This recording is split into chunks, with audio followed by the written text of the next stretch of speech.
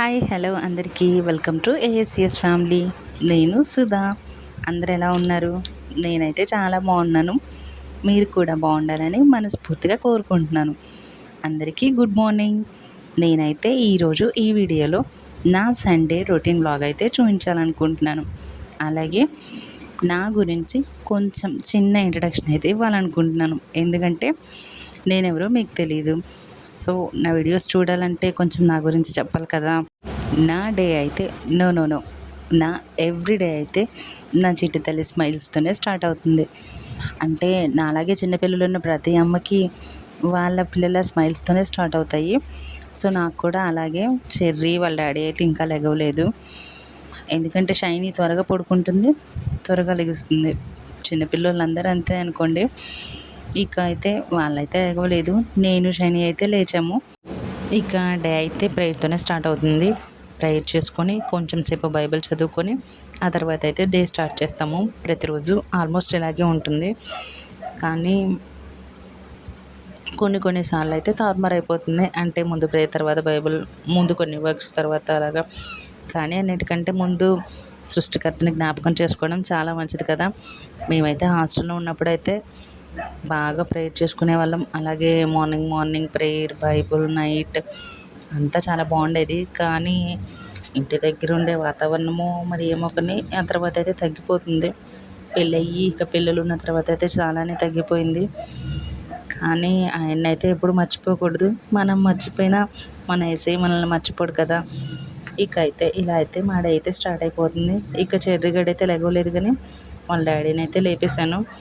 ఎందుకంటే మార్నింగ్ సన్లైట్లో ఉంచితే vitamin D వస్తుంది కదా. దానికోసం అయితే షైనీ కోసం మంచం అయితే బయట వేయాలి. దానికోసం అయితే ఇక వాళ్ళ డాడీని అయితే లేపేశాను. ఈయనే షైనీ వాళ్ళ డాడీ, అంటే మా హస్బెండ్. మాదైతే 2021లో మ్యారేజ్ అయింది.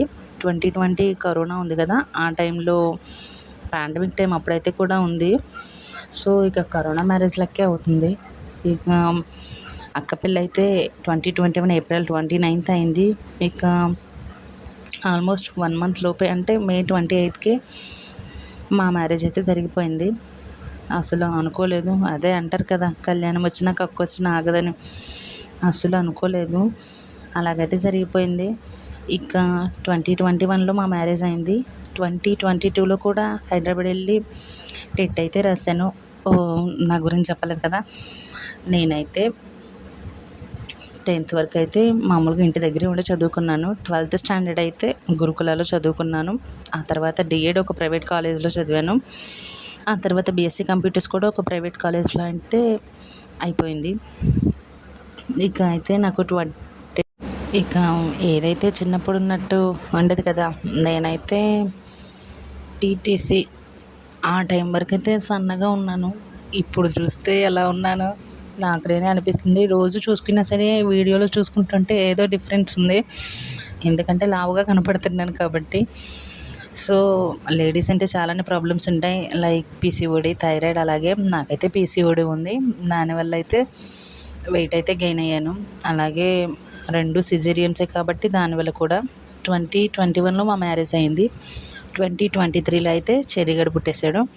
2026లో 2025లో అయితే ఇక షైనీ గడ వచ్చేసాడు. అదే మొంత తుఫాన్ టైంలో షైనీ అయితే పుట్టింది. ఇక అప్పుడు సిజేరియన్ అయిన తర్వాత ఇక ఇన్ఫెక్షన్ అయింది. దానివల్ల చాలా ఇబ్బంది అయితే అయింది. ఇక దాన్ని అంతటి నుండి తేరుకునేసరికి అంటే మరణం దాటినట్టుగా ఉంది. ఎందుకంటే ఆ టైంలో అంత ఇబ్బంది పడిపోయాను. ఫుల్గా 104 ఫీవర్ 1 వీక్ వచ్చింది. ఇంటికి వచ్చిన తర్వాత కూడా అయితే తగ్గలేదు. చాలా భయం వేసింది. ఇక దేవుడి దయ వల్ల అయితే ఏం కాలేదు, అంత తగ్గిపోయింది, నార్మల్ అయిపోయింది. సో ఇప్పుడైతే ఇలా ఉన్నాము. నాకైతే టెట్లో 125, డిఎస్సి 75.35. నేనైతే ఫస్ట్ అటెంప్ట్ అయితే 2018లో చేశాను. అప్పుడైతే ఇంకా నా స్టడీ కూడా కంప్లీట్ కాలేదు. కానీ మాకైతే ఒక ఛాన్స్ ఇచ్చారు, అటెంప్ట్ చేశాను. ఆ టైంలో అయితే కోచింగ్కి వెళ్ళాను. బట్ ఇక టైఫాయిడ్, చికెన్ గున్యా 2 ఒకేసారి అటాక్ అవ్వడం వల్ల చాలా హెల్త్ అయితే పాడైపోయింది. దానివల్ల బాగా సఫర్ అయ్యాను. ఇక ఎగ్జామ్ కూడా వెళ్ళలేనంత నీరసం అయితే వచ్చేసింది. ఇక దానివల్ల పడిపోయింది. తర్వాత మెగా డిఎస్సి 2025 ఇచ్చారు కానీ మా డిస్ట్రిక్ట్ అయితే ఎటువంటి పోస్ట్ లేవు. ఎస్జిటికి అయితే మరీ అసలు ఇక అలాగైతే అది కూడా పోయింది. ఈ డిఎస్సి 2025 కోసం అది ఎప్పటి నుండి ఎదురు చూశాను. పెళ్ళైన తర్వాత కూడా మొత్తం 6 టెట్ల వరకు రాసి ఉంటాను. నాకు టెట్లో 125 వచ్చే వరకు కూడా రాస్తూనే ఉన్నాను. ఇక రాయాలన్న ఇంట్రెస్ట్ కూడా ఉండట్లేదు. ఎందుకంటే ఫీజు ఎక్కువైపోతుంది కానీ పెరిగే ఛాన్సెస్ ఏమో లేవు. ఎందుకంటే 2 పిల్లలు అయ్యారు కదా ఇప్పుడైతే. నేనైతే మెగా డిఎస్సి 2025 అప్పుడైతే ప్రెగ్నెంట్లో ఉన్నాను. ప్రెగ్నెన్సీ టైంలో కూర్చోడానికి అవ్వలేదు. ఎందుకంటే ముందు సిజేరియన్ కాబట్టి స్టిచెస్ పెయిన్, బ్యాక్ పెయిన్, అలాగే ఇంట్లో పని చేసుకోవాలి, చెర్రీ గారిని చూసుకోవాలి. అలాగే నాకు మార్నింగ్ సిక్నెస్ అయితే ఉంది ఆ టైంలో. అందువల్ల ఏమీ తినలేకపోయాను. అదొక నీరసం. ఇక అయితే అలాగే ఉన్నా సరే చదువుకున్నాను. ఎందుకంటే నాకు టీచర్ జాబ్ చేయాలని ఇంట్రెస్ట్. దానివల్ల అయితే చదువుకున్నాను. ఎందుకంటే నాన్న అయితే దానికోసమే చాలా తాపత్రయపడ్డాడు. నాకైతే కోచింగ్ ఇప్పించాడు. ఆ కోచింగ్ కోసం ఎంత కష్టపడ్డాడో నాకు తెలుసు. సో దానికోసం అయితే బాగా అయితే చదువుకున్నాను. ఏ అమ్మాయికైతే ఉండదు వాళ్ళ డాడీ పేరు అంటే వాళ్ళ అమ్మాయి గవర్నమెంట్ జాబ్ వచ్చింది అని అలా చెప్పుకోవాలని. నాకైతే అలానే ఉండేది. ఇక అయితే అలా చదివాను కానీ ఆశలన్నీ నిరాశలైపోయాయి. ఒక్కసారిగా కూలిపోయాయి. 75 అంటే అప్పట్లో 69, 62కి అలాగే జాబ్ వచ్చింది. 75 అంటే ఇక హోప్స్ పెట్టుకోవచ్చు జాబ్ వచ్చేసినట్టే అనేసరికి ఇంకా ఆశలు పెరిగిపోయాయి. కానీ ఒక్కసారిగా మెరిట్ లిస్ట్ చూడగానే అబ్బా దుమ్ము లేపారు మార్క్స్ అయితే. అలా చదివారు. సరే ఏదైనా మన మంచికే. ఇక అయితే షైనీ కోసం అయితే నీళ్ళైతే కాగబెడుతున్నాను.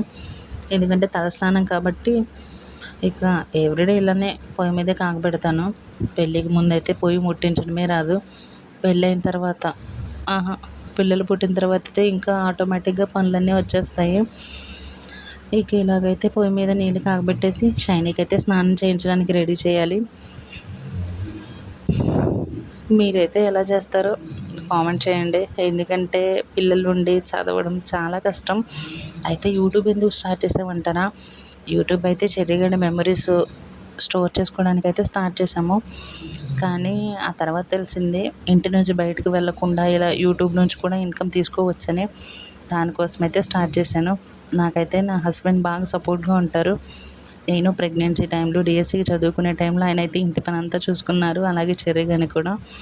ఇక ఈరోజు అయితే అంట్లు కడగడం అయితే ఫినిష్ అయిపోయింది. ఎందుకంటే షైనీ నిద్రపోతుంది కాబట్టి కొంచెం టైం ఉంటుంది. ఇక ఈలోపు అమ్మ అయితే అన్నం, ఎగ్ కర్రీ చేయడానికి అయితే రెడీ చేసేసింది. మా అమ్మ అయితే వంటలు సూపర్ చేస్తుంది. ఫ్యూచర్లో ఒకవేళ మా అమ్మ వీడియోలు కూడా చేస్తానేమో, అంత బాగా చేస్తుంది. వెరైటీలు అన్నీ బాగా చేస్తుంది.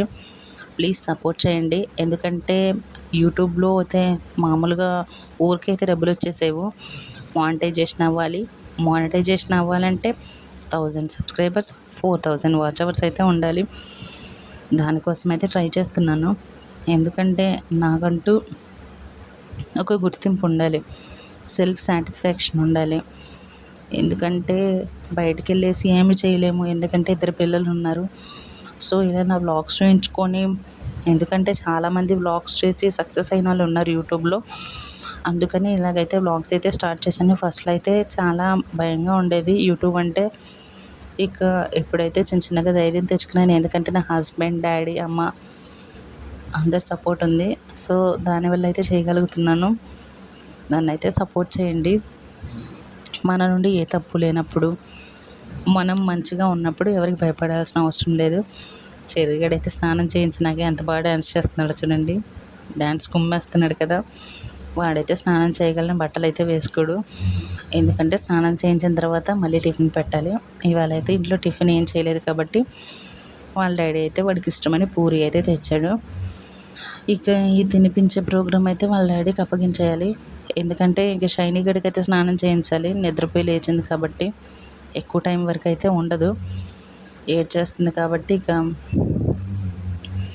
అన్ని రోజులు అయితే నార్మల్గానే ఉంటాయి. కానీ ఇక ఈ సండే రోజు అయితే చాలా బిజీగా ఉంటుంది. ఎందుకంటే చర్చ్కి వెళ్ళాలి కదా. అందుకనే ఇక చర్చ్కి వెళ్ళే వరకు ఇది ఈ ట్రైన్ అయితే ఆగదు. ఆ ట్రైన్ నేనే అటు ఇటు అటు ఇటు పరిగెడుతూనే ఉండాలి. ఇక వాడిని కూర్చోబెట్టేసి ఇక వాడినైతే వాళ్ళ డాడీకి అప్పగించాను తినిపించే ప్రోగ్రాం చూసుకోమని.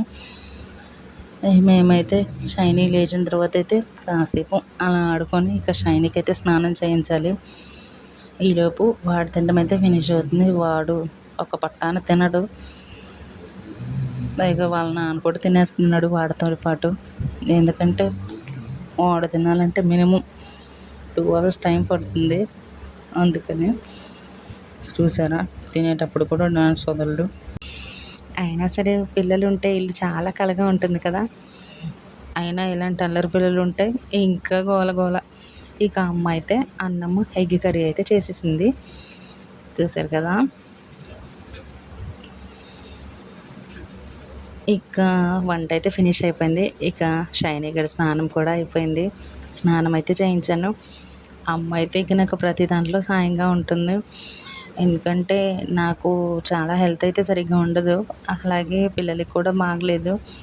సో నా ప్రతి దాంట్లో అమ్మ నాకు హెల్ప్గా ఉంటుంది. నాన్న కూడా, అమ్మ నాన్న ఇద్దరు నాకు చాలా హెల్ప్గా ఉంటారు. అత్త మామ కూడా బాగా చూసుకుంటారు. ఇక అయితే షైనీ గడి అయితే రెడీ అయిపోయాడు. వైట్ డ్రెస్లో ఏంజల్లాగా ఉంది కదా. అంతే మరి మా చిట్టి తల్లి అంటే. ఇక నన్ను చూసి నా దగ్గరికి రావాలని గోల. తలస్నానం చేసిన తర్వాత వెంటనే అయితే ఫీడింగ్ అయితే ఇవ్వకూడదు, ఎందుకంటే కోల్డ్ అవుతుంది కాబట్టి. ఇందుకైతే నా తల ఆరే వరకు అమ్మ వెయిట్ చేయాల్సిందే. ఇక చూసారా ఎలా చూసిందో పాపం. ఇక ఇలా అయితే హెడ్ బాత్ చేసిన తర్వాత పూర్తిగా తల ఆర్పుకున్న తర్వాతే పాలైతే ఇవ్వాలి. ఇక అయితే శారీ కూడా కట్టేసుకున్నాను. ఇక ఈ పిచ్చి జుట్టును అయితే రెడీ చేయడానికి సరిపోదు. ఆ చిక్కు రాదు, ఆ జడ సరిగ్గా వేసుకోలేను. ఈలోపు కరెంటు పోయింది. చెమటలు అయితే బా ఈ ఎండాకాలంలో ఈ ఉక్కపోతకి చచ్చిపోతున్నాం అసలు. ఇంకా తర్వాత అయితే ఆ జంపి జుట్టు కొంచెం సరిగ్గా అనుకోవడానికి కూడా రాదు. ఆ చిక్కు వచ్చేది ఇవన్నేమో వీడైతే కాల్చేసాడు. ఇంక ఇలాగైతే రెడీ అయిపోయాము. షైనీ గన్ని అయితే ఇక నేను స్నానం చేసిస్తే మమ్మీ రెడీ చేసేసింది. ఇకైతే చర్చ్కి అయితే బయలుదేరిపోయాము. స్కూటీ మీద అయితే వెళ్ళిపోతాము, ఎందుకంటే కొంచెం దగ్గరగానే ఉంటుంది. ఇంకా షైనీ, నేను, చెర్రీ, వాళ్ళ డాడీ నలుగురం అయితే స్కూటీ మీద అయితే వెళ్ళిపోయాము.